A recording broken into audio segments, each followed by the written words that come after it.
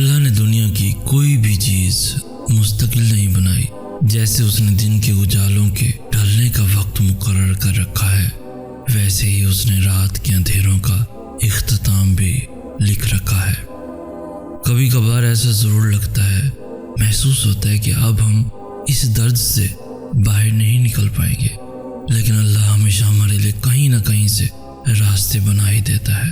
وہ کسی نہ کسی طرح سے ہمیں اس درد سے نکال ہی لیتا ہے، اور یہی تو اس کا وعدہ ہے کہ ان قریب تمہارا رب تمہیں اتنا دے گا کہ تم راضی ہو جاؤ گے۔ تو پھر اللہ کی اس گواہی سے بڑی اور کون سی گواہی ہو سکتی ہے، جب وہ خود تم سے کہہ رہا ہے کہ تمہارا اجر قریب ہے، جب وہ خود تمہیں اس بات کی دلیل دے رہا ہے کہ صلہ اٹل ہے اور صلہ ملنے سے پہلے ہر آزمائش کا ختم ہونا لازم ہے، تو پھر تم کس کشمکش میں پھنسے ہو، کس کشمکش میں الجھے ہو؟ اللہ تو تمہارے مایوس ہو جانے پہ ہنستا ہے، یہ سوچ کر کہ اب تمہیں وہ سب ملنے والا ہے جس کے لیے تم رو رہے تھے۔ جب حالات بدتر سے بھی بدتر ہوتے چلے جاتے ہیں، تب معجزے ہوتے ہیں اور دعاؤں کے جواب دے کر دل مطمئن کر دیے جاتے ہیں، جیسے اللہ نے اس آیت میں تمہیں کہا کہ میں تمہیں خوش کر دوں گا، یعنی تمہیں وہی دوں گا جو تمہیں پسند ہے، اور اتنا دوں گا کہ پھر کبھی بھی اس کی طلب تمہیں غم زدہ نہیں کرے گی۔ تہجد پڑھنے والوں کو معجزوں کا انتظار نہیں کرنا پڑتا، بلکہ معجزے خود ان کا انتظار کرتے ہیں۔ جب اللہ نے کوئی حیرت انگیز کام کرنا ہوتا ہے، تب وہ تمہیں تہجد تک کھینچ لاتا ہے۔ جب اللہ نے تمہیں تمہاری پسندیدہ چیزوں سے نوازنا ہوتا ہے، تب وہ تمہیں اپنی پسندیدہ عبادت کے ذریعے اسے مانگنے کی توفیق دیتا ہے، اور جو اس کی من چاہی عبادت قضا نہیں کرتا، پھر اللہ بھی اس کی من چاہی چاہت اسے دینے میں دیر نہیں کرتا۔ تہجد کا صلہ صرف اور صرف کن ہے۔ تہجد کی طاقتوں کے سامنے کوئی بھی چیز ٹک نہیں سکتی، تمہارا مقدر بھی نہیں۔ یہ خاص بات ہے اس نماز کی کہ یہ ہارتی نہیں ہے، نہ ہی رکاوٹوں کے سامنے ڈگمگاتی ہے۔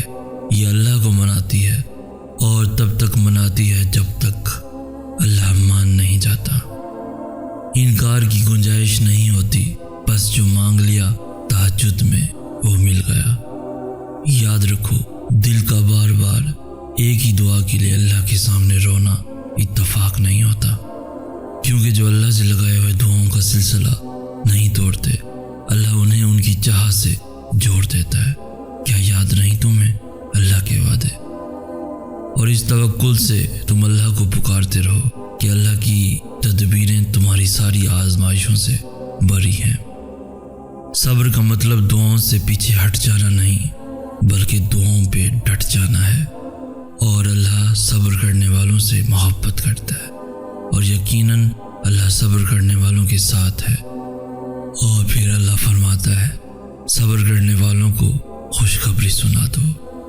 بس یقین رکھو کہ اس صبر کے بعد تمہارے لیے وہ معجزے ہیں جو تمہیں اس حد تک حیران کر دیں گے کہ تم اپنا ہر درد بھول جاؤ گے۔ جس صبر کو تم اختتام سمجھ رہے ہو، وہ اللہ کے کن کا آغاز ہے۔ صبر یہ تو نہیں کہ تم اللہ سے مانگنا چھوڑ دو، صبر تو یہ ہے کہ تم اللہ کے معجزوں کا تب بھی انتظار کرو جب ہر امید ختم ہو چکی ہو۔ اللہ تو دلوں میں رہتا ہے، تو پھر دعاؤں کی پورا ہونے کی جو امید اب تک تمہارے دل کا حصہ ہے، وہ اللہ کی رضا کے بغیر کیسے ہو سکتی ہے؟ صبر تو یہ ہے کہ تم تب بھی اللہ کی قدرتوں سے انکار نہ کرو جب مقدر تمہیں ہرا چکا ہو۔ صبر تو یہ ہے کہ تم تب بھی اللہ کے منصوبوں پہ یقین رکھو جب تم درد سے ٹوٹ کر بکھر چکے ہو۔ پھر دیکھو اللہ کیسے اپنی مدد بھیج کر تمہیں دکھائے گا کہ وہ بھی توکل رکھنے والوں کو مایوس نہیں کرتا۔ تم ہمیشہ اللہ سے اشارہ مانگتے ہو، ہمیشہ اللہ کے جواب کا انتظار کرتے ہو۔ اللہ تمہیں یہاں تک اس لیے تو نہیں لایا کہ تم اس سے بدگمان ہو جاؤ، لیکن اب جب وہ تمہارے دل کو دعاؤں میں الجھائے ہوئے ہے اور سجدوں میں لگائے ہوئے ہے، اور پھر یہ سوچنے لگو کہ شاید تمہاری دعائیں اللہ نے سنی ہی نہیں، اگر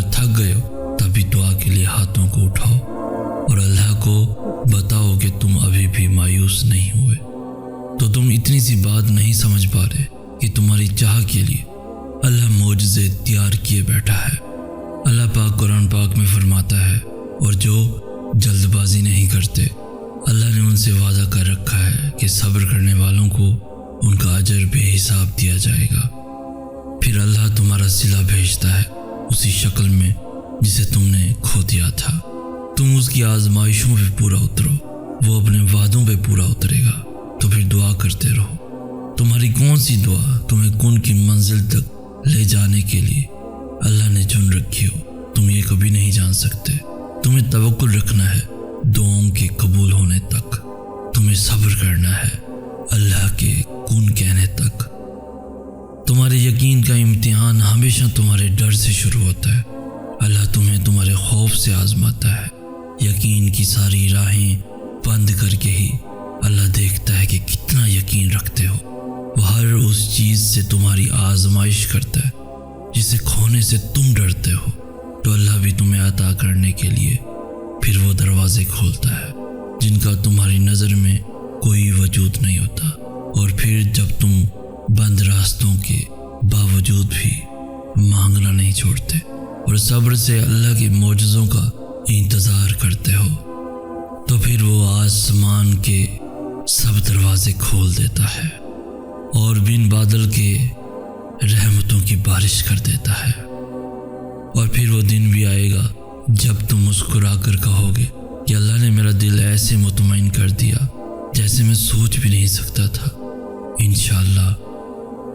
کیا تم جانتے نہیں کہ دعائیں نصیب کا مقابلہ کرنے کی قدرت رکھتی ہے، اور وہ دعائیں تو نصیب سے بھی زیادہ طاقتور ہوتی ہیں، جو بار بار دہرائی جاتی ہیں، جن کا تسلسل وقت کے ساتھ بڑھتا چلا جاتا ہے۔ اس لیے جب کوئی چیز تمہارے نصیب کا حصہ نہیں ہوتی تو اللہ تمہیں اس چیز کو اپنا بنانے کے لیے وقت دیتا ہے، تاکہ تم اسے اتنا مانگو کہ نصیب وہ چیز تمہیں دینے پہ مجبور ہو جائے۔ اس طرح اللہ تمہاری دعاؤں کو نصیب پہ فتح دیتا ہے۔ دعا اللہ کی رضا کا حصہ ہے، اور اگر تمہاری دعائیں قبول نہ ہونی ہوتی تو اللہ دعاؤں کی جانب تمہارا دل کیوں پھیرتا؟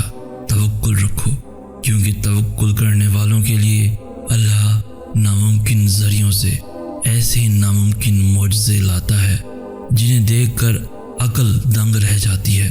تمہاری دعائیں یا تو تمہاری زندگی بدل دیں گی یا پھر تمہیں بدل دیں گی، مگر